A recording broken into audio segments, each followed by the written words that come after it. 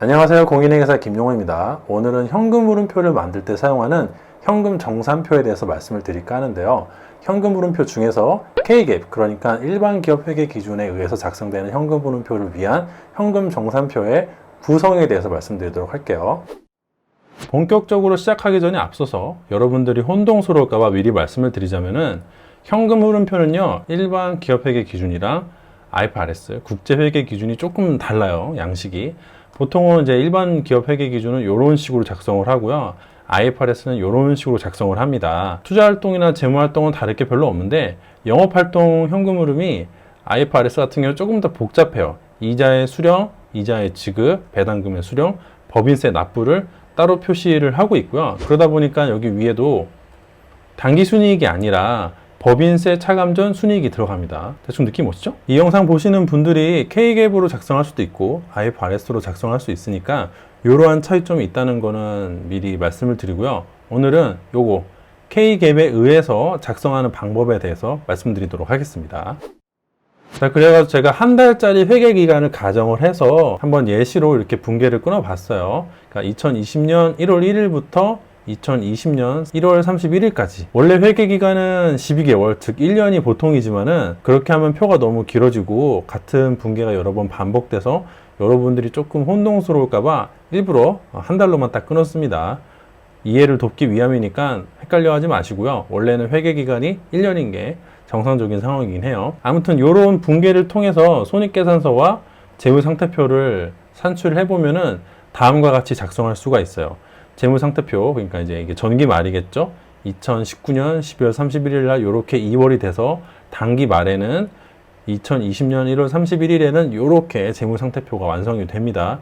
거듭 말씀드리지만 회계 기간은 1년이 맞지만 오늘은 이해를 증진시키고자 그냥 한 달짜리로만 회계 기간을 상정해서 현금 흐름표를 그려볼게요. 한 달이나 1년이나 그리는 법은 동일하다고 말씀을 드리도록 하겠습니다. 아시겠죠? 자, 그래서 재무상태표는 이렇게 그려지고 손익계산서는 이런 식으로 그려집니다. 매출 여기서 시작을 해가지고 매출원가 빼면은 매출 총이익 나오죠. 그 다음에 판관비 여기 있는 거 딱 한 번에 빼주면은 영업이익이 나오고요. 영업의 수익이랑 영업의 비용을 더하고 빼면은 법인세 차감 전 순이익 나오고 거기서 법인세 비용 빼면은 당기 순이익 나오는 거 간단하죠? 이게 이해가 안 되면은 현금 흐름표를 작성할 수가 없어요. 현금 흐름표는 이미 작성된 이 재무상태표와 이 손익계산서를 이용해서 간접적으로 작성을 하는 게 보통 관례입니다. 아시겠죠? 직접적으로 현금 흐름을 추적해서 작성하는 게 아니라 이미 만들어진 이 재무상태표와 손익계산서가 있고 그거를 바탕으로 작성하는 게 현금 흐름표이니까 이 재무상태표와 손익계산서가 이해가 안 되시면은 현금 흐름표도 그렇게 작성하기가 쉽지 않을 거예요.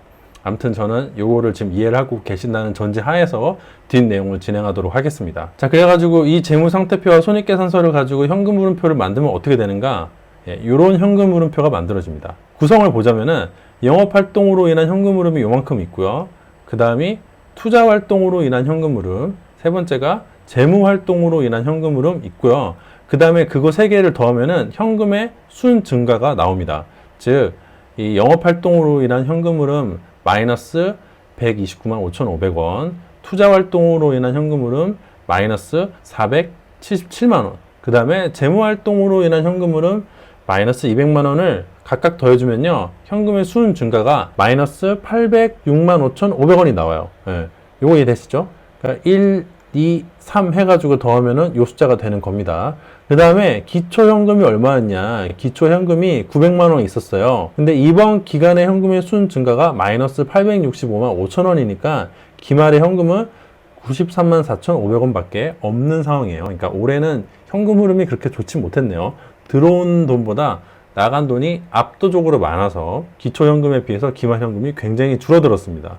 뭐 아무튼 이런 예시가 있다고 보고, 근데 이걸 보면은 도대체 이걸 어떻게 작성할까 이런 생각이 들잖아요. 현표를 공부하신 분들은 그 나름의 작성법이 있겠지만요, 실무에서는 이렇게 생긴 현금 정산표를 이용해서 현금 흐름표를 작성한다고 보면 될 것 같습니다.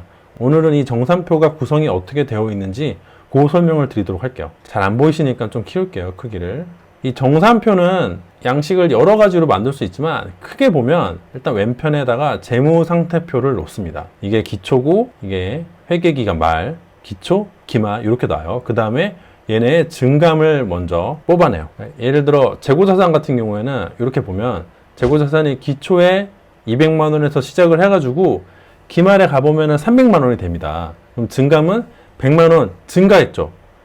한 달이라는 회계 기간 동안, 원래는 1년이지만 오늘만 한 달이라는 기간 동안 봤을 때 재고자산은 100만 원 증가했어요. 뭐 그런 식으로 각 계정별로 얼마가 증가했고 얼마가 감소를 했는지 증감을 뽑아주고요. 이 오른쪽에서 이 증감을 설명해 준다고 보면 될 것 같아요. 다시 이 증감을 이 오른쪽에서 쭉 설명해 주는 거예요. 예를 들어 기계장치가 500만 원 늘었는데 기초에는 1000만 원이었고 기말에는 1500만 원 됐어요. 그럼 증감이 500만 원이잖아요. 이 500만 원 어떻게 된 거냐? 옆에 가보시면은 이쪽에 구입해서 500만 원이라고 되어 있습니다. 이 500만 원에 대한 설명이 여기 있는 셈이에요. 뭐 그런 구조라고 보면 되는데 이 증감을 오른쪽에서 설명을 해주는데 그때 어떻게 해주느냐? 이런 식으로 영업활동 현금 흐름을 표현을 하고요. 이런 식으로 투자활동 현금 흐름을 표현을 합니다. 그 다음에는 이런 식으로 재무활동으로 인한 현금 흐름을 표현해 주고요. 그 다음이 중요한데 비현금 거래라는 게 있어요. 비현금 거래. 비현금 거래라는 항목이 나오고 마지막에 항상 검증하는 항목이 나옵니다. 뭐 이 검증이 앞에 있을 수도 있고 뒤에 있을 수도 있는데 어쨌든 이 기본 구성 자체가 이렇게 생겼다는 거. 얘네의 순서가 섞일 수는 있겠지만은 보통 이런 순서로 배치를 하고요. 중요한 거는 계산만 맞으면 되지 순서는 중요한 게 아니니까 너무 연연하지 마세요.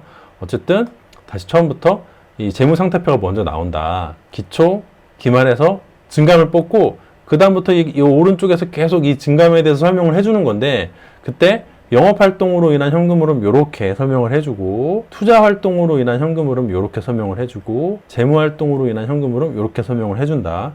그 다음에 그렇게 끝나는 게 아니라 원래 영업활동, 투자활동, 재무활동 세 가지만 현금 흐름표에서 보여주면 끝나잖아요. 하지만 정산표에서는요. 비현금 거래라는 게 있고 마지막에 검증이 있어요. 검증. 이 검증에 모든 항목이 0을 띄워야만 정산표가 잘 작성이 되었다고 볼 수가 있어요. 일단은 여러분들이 기본적으로 현금 흐름표에 대해서 이론적인 건 알고 있다는 전제하에서 진행을 할게요. 오늘은 실무용 강의니까 일일이 이 각각의 항목들이 어떤 의미인지 설명할 수는 없어요. 이거 이해가 안 되시는 분들은 관련해서 강의를 들어보시거나 교재 등을 통해서 따로 공부하시길 권해드립니다. 일단 첫 번째, 영업활동 현금 흐름. 정산표 만드는 건 뭐 여러 가지 방식이 있지만은 어쨌든 크게 보면 네 가지 항목이 이 안에 존재해요. 첫 번째는 당기순이익입니다. 당기순이익은 보통 이쪽 이익잉여금 쪽에다가 그해 당기순이익을 적어줘요. 근데 여기 적을 때 그냥 적지 마시고 이 스크롤을 내리면은 제가 이 정산표 밑에 손익계산서를 끌고 왔거든요. 손익계산서 밑에 보면 당기순이익이 있잖아요. 그 숫자를 는으로 끌고 오세요. 즉 여기서 숫자를 타이핑해서 넣지 말고 F2 눌러보면 뭘 끌고 왔는지 보이잖아요. 이렇게 여기 있는 숫자를 는으로 끌고 오시기를 권해드릴게요. 그리고 여러분들이 이 정산표 만들 때 가급적으로 여기 들어가는 숫자들도 웬만하면은 는으로 해서 다른 숫자에서 들고 오시기를 제가 권해드립니다. 아무튼 여기에는 그렇게 해서 당기순이익 숫자를 적고 요 위는 뭐냐? 요 위는 아래 항목들 합계예요. 여기 위는 아래 항목들 이렇게 합계입니다. 아시겠죠? 자, 이 당기순이익은 이렇게 밑에 있는 거 합산을 내고 그 다음에는 비현금 비용의 가산이 있고 비현금 수익의 차감이 있어요. 다시 현금 흐름표로 돌아가 보자면은 이 현금 흐름표 영업활동이 여기서 여기까지잖아요. 여기서 여기까지일 때 비현금 수익 비용이 또 여기서 여기까지입니다. 이 조정 항목의 가감 중에서 비현금 수익 비용이 있는데 보통 이름은 현금에 유출입이 없는 비용 수익 등의 뭐 차가감 뭐 이런 식으로 써 있는데 오늘은 그게 너무 말이 기니까 비현금 수익 비용이라고 이렇게 부를게요. 보통 이런 식으로 많이 불러요. 실무에서는. 돌아와서 저 비현금 수익 비용 더하고 빼는 게 이 구간이라 보면 되고요. 그 중에서 여기가 비현금 비용을 더해주는 거고 이게 비현금 수익을 차감해 주는 겁니다. 느낌 오시죠? 첫 번째가 당기순이익이고 두 번째가 비현금 비용의 가산 그리고 세 번째가 비현금 수익의 차감이고 마지막이 자산부채 변동이에요. 자산부채 변동. 다시 현금흐름표 돌아가면은 이제는 여기까지가 비현금 수익 비용이었다면은 그 밑에는 자산부채 증감이 나오잖아요. 그러니까 영업활동이랑 관련된 자산부채 증감인데 여기는 이 5개의 항목이 정산표에 보면 이쪽에 있다라고 보시면 됩니다. 거듭 말씀드리지만 여기 위에 있는 건 아래 항목들 합계예요. 여기 있는 아래 항목들 합계. 그러니까 요 숫자는 뭔가요? 뭐 그런 말씀 하시면 안 됩니다. 다만 여기 현금은 왜 공란으로 띄워놨냐, 이 현금을 설명하려고 지금 만드는 게 현금 정산표니까 현금 자체는 이 정산표에서 무시가 돼요. 없는 것처럼. 그래서 제가 색깔을 회색으로 칠해 놓은 것은 얘는 이쪽 표에서 대차 맞추려고 써놓은 거지 이 정산표에서는 아무런 역할을 하는 게 없어요. 이 증감 806만 5,500원 마이너스인데 요거를 이렇게 길게 늘어가지고 다 정리를 해주고 있는 것이니까 여기서 얘를 집어넣으면은 중복으로 계산된 꼴이 돼서 정산표가 맞지가 않습니다. 현금은 무시한다고 보면 되고, 나머지 애들의 자산부채 변동은 이런 식으로 써준다고 보면 될 것 같네요. 다음은 이제 투자활동으로 인한 현금 흐름인데, 투자활동으로 인한 현금 흐름 같은 경우에는 투자활동으로 인한 현금 유입이 있고요. 여기까지가 이제 현금 유입이고, 그 다음에는 이제 투자활동으로 인한 현금 유출이 있어요.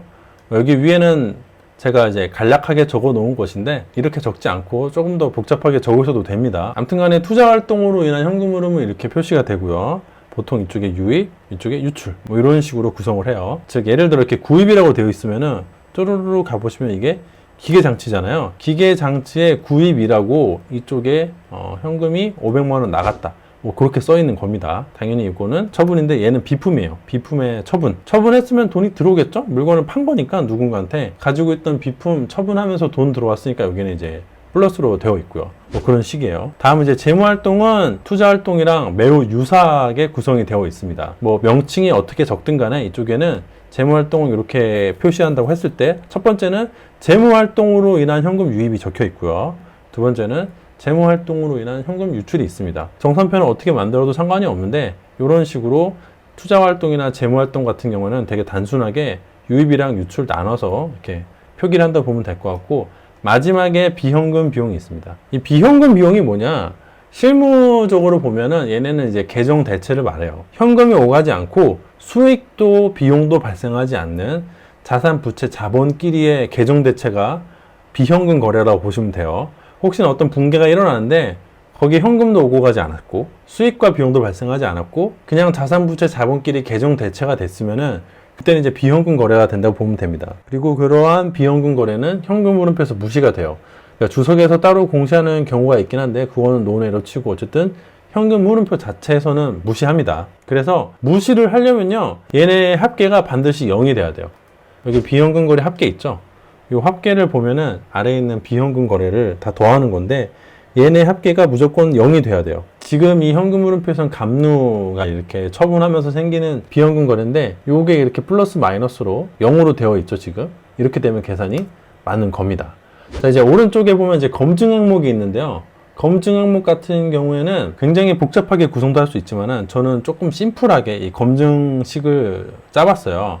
이 검정식의 구성이 어떠냐면은 이 왼쪽에 있는 항목들을 다 더했을 때 이 증감보다 오른쪽에 있는 항목들을 다 더했을 때 이 증감이랑 차이가 있느냐, 그거예요. 다시 제가 아까 뭐라고 했죠? 이 정산표는 여기 있는 증감, 예를 들어 재고자산 100만원 늘어난 거, 매수채권 150만원 늘어난 거를 이쪽에서 길게 늘어 쓰면서 설명을 해주는 거라고 했어요. 얘네 증감을 이쪽에서 쭉 설명을 해주는 겁니다. 결과적으로 그래요.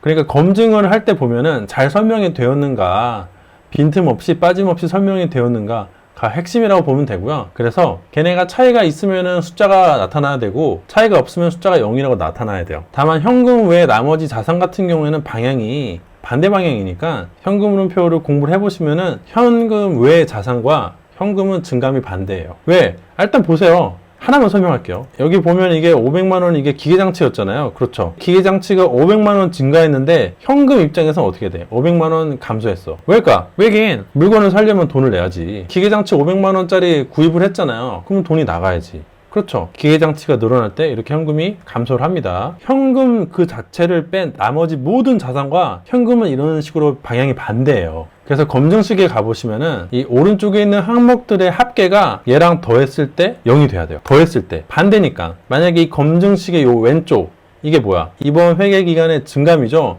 그게 만약에 플러스면 이쪽, 그거를 설명하는 정산표 내 항목들의 합계가 마이너스여야겠죠? 같은 숫자로. 아까부터 계속 설명하고 있는 기계장치를 보자면은 이게 뭐예요? 기초에서 기말까지의 변동, 즉 플러스 500만원입니다. 그 다음에 이 오른쪽에 있는 항목들은 정산표 상에 있는 모든 것들의 합계, 여기서는 구입하면서 500만원 나갔다고 적어놓은 거 마이너스가 되는 거죠.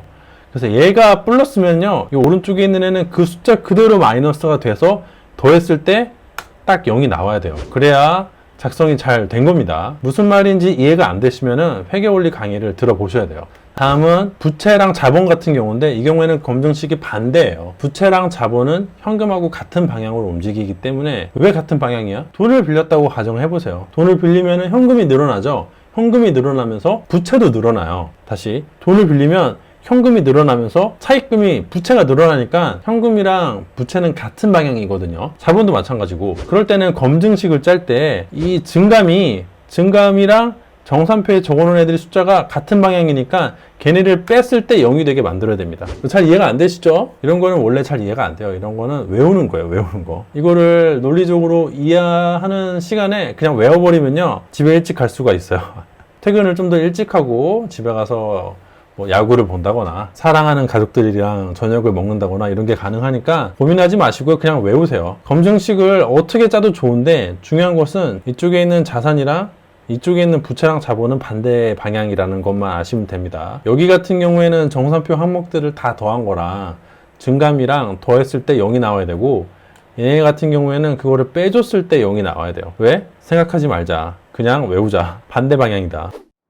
자, 돌아와서 이제 하나씩 보자면은, 어떻게 작성하는지는 이번 시간에 말씀을 못 드리고요. 이게 어떻게 구성이 되어 있는지만 말씀을 드릴게요. 재고자산 같은 경우에는 100만원 증가를 했어요. 그런데 이 100만원을 뭘로 설명하고 있는가? 영업활동 현금 흐름에서 자산부채 변동으로 설명하고 있어요. 이 100만원 증가한 게 자산부채 변동에 가보면은 100만원 마이너스 적혀 있죠. 그렇죠? 그리고 나머지 칸은 다 공란이에요. 보시면은 다 공란이에요. 자, 그러면 여기서부터 여기까지를 쭉 이렇게 더하면은 숫자가 뭐가 나오겠어요? 마이너스 100이 나오겠죠? 그렇게 여기 있는 우측 항목을 쫙 더했을 때 마이너스 100이 나오고, 증감은 플러스 100이었으니까 얘네를 다 더한 거랑 이 증감이랑 또 더해주면 0이 나옵니다. 0. 마이너스 100이랑 100을 더하면 뭐가 나와요? 0이 나와요. 그래서 이쪽 검증식에 가면은 여기가 0인 이유는 100 더하기 마이너스 100이니까 0이 나오는 겁니다. 뭐 그런 식이에요. 더 이상 설명하지 않고 마지막 하나, 장기 차입금 하나만 설명하겠습니다. 장기 차입금 같은 경우에는 올해 장기 차입금을 갚아가지고 조기상환에서 200만 원이 감소가 되어 있다고 써 있는데, 그거를 이 정산표에서 어떻게 설명하고 있는가? 재무활동에서 상환하면서 200만 원 나갔다고 이렇게 적혀 나 있습니다. 그러면은 이 정산표에 써 있는 항목들 합계를 내도 마이너스 200이잖아요. 그리고 증감을 봐도 마이너스 200이니까 마이너스 200에서 마이너스 200 빼면은 0이 되겠죠. 같은 숫자 빼준 거니까. 그런 식으로 여기 있는 증감을 오른쪽에서 설명을 한다. 그리고 영업활동은 이렇게 당기순이익, 비용금 비용의 가산, 비용금 수익의 차감, 자산부채 변동, 총 4가지 활동으로 구성이 되어 있고, 투자나 재무활동 같은 경우에는 유입이랑 유출, 유입이랑 유출 이런 식으로 2가지로 구성을 하고, 그 뒤에 비현금 거래가 오면서 검증식이 온다. 이렇게 해가지고 이 정산표를 작성을 다 끝내고 나면은, 제가 아까 여기 위에서 합계를 낸다고 했잖아요.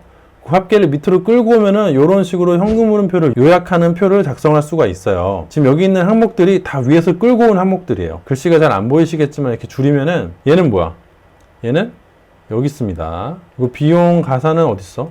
여기 있어요. 그리고 수익 차감 같은 경우는 여기 있고, 그 다음에 자산부채 변동은 여기 있어요. 이 정산표에 있는 항목들을 여기 위에다가 합계를 내고, 그걸 이렇게 쭉 끌고 오면은 영업활동 현금을 이렇게 만들어져요. 즉 이렇게 4개 있는 거를 여기다 이렇게 옮겨 적고, 걔네 4개 합계를 내면은 영업활동 현금 흐름이 나오고요. 그 다음에 투자활동 같은 경우는 이제 유입, 유출인데 얘네 합계를 이쪽으로 또 끌고 오는 거죠. 그래서 이거 2개 합치면은 당연히 투자활동으로 인한 현금 흐름 나오겠고, 여기도 마찬가지로 유입, 유출 합계 낸 거 끌고 오면은 이쪽에 되고, 이렇게 3개 더했을 때 현금의 증감이 나오면서 깔끔하게 기말 현금이 나오는 이런 식으로 요약하는 표를 작성할 수가 있습니다. 그래서 여러분들이 이 정산표를 다 작성했을 때 첫 번째 기초현금에다가 우리가 이 정산표에서 계산해낸 것들을 다 더했을 때, 이 현금의 증감을 더했을 때 기말 현금이 딱 나와야 돼요. 검증이 완료가 되어야 되고요. 또 2번째로 이쪽 현금 정산표 검증식 자체가 다 0이 떠야 됩니다. 예를 들어 제가 여기 있는 항목을 하나 삭제를 하잖아요. 삭제를 하고 엔터를 치면은 검증식이 0이 안 떠요. 이러면은 이거를 잘못 만든 거야. 느낌 오시죠? 반드시 이런 식으로 다 0이 떠야 돼요.